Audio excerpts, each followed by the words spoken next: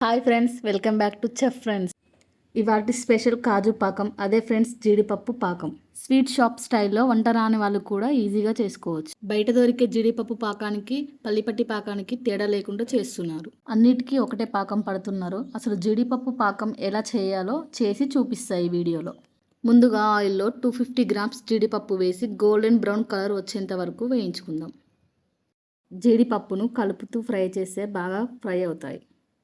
జీడిపప్పు golden brown colour వచ్చేంత వరకు కలుపుతూనే ఉండాలి.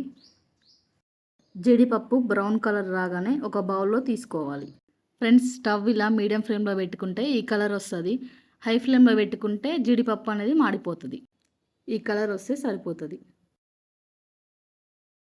ఇప్పుడు జీడిపప్పుకి 1 కప్ బెల్లం తీసుకోవాలి. మనం జీడిపప్పు ఎంత తీసుకుంటే బెల్లం అంతే తీసుకోవాలి. కొంచెం వాటర్ పోసి తీగ పాకం వచ్చే వరకు కలుపుతూ ఉండాలి. ఈ పాకంకి 1 కప్పు బెల్లమైనా తీసుకోవచ్చు, లేదా 1/4 కప్పు బెల్లం 1/4 కప్పు చక్కెరైనా తీసుకోవచ్చు. ఇప్పుడు మనం ఈ పాకాన్ని బాగా కలుపుతూనే ఉండాలి. మనం కలపడం ఆపేసామనుకో సైడ్లు మొత్తం మాడిపోతుంటుంది. నాన్ స్టాప్గా కలుపుతూనే ఉండాలి. ఇలా తీగ పాకం రావాలి. కాజు పాకంకి ఈ పాకమే ముఖ్యం. పాకం రాగానే ముందుగా కొంచెం యాలకుల పొడి వేసుకోవాలి. అలాగే కొంచెం ఎల్లో ఫుడ్ కలర్ వేసి బాగా కలుపుకోవాలి. ఇలా కలుపుకోవడం వల్ల ఫుడ్ కలర్ పాకంలో బాగా కలుస్తుంది. పాకంలో 1 స్పూన్ నెయ్యి వేసి బాగా కలుపుకుందాం. మనం ఇప్పుడు నెయ్యి వేసుకోవడం వల్ల జీడిపప్పు పాకంకి మంచి ఫ్లేవర్ వస్తుంది. టేస్ట్ కానీ చాలా బాగుంటుంది.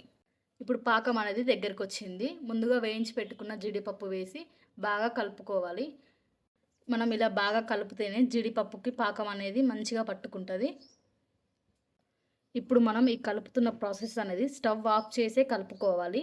స్టవ్ ఆన్ చేసి మనం పాకం కలుపుతుంటే మాడిపోతుంది పాకం అనేది. ఎప్పుడైనా అలా చేయకూడదు.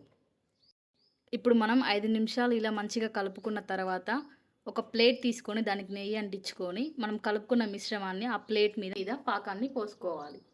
ఇలా ప్లేట్ మీద పోసుకున్న పాకాన్ని చేతులతో మంచిగా సర్దుకోవాలి. సర్దుకున్న పాకాన్ని చపాతీ కర్రతో సమానంగా అనుకొని 5 నిమిషాలు గాలికి ఆరనిస్తే కాజు పాకం రెడీ అయినట్టే.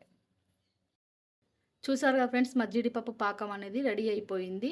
చాలా ఈజీ ప్రాసెస్. ఖచ్చితంగా మీరు ఇంట్లో ట్రై చేయండి. Please like, share, subscribe.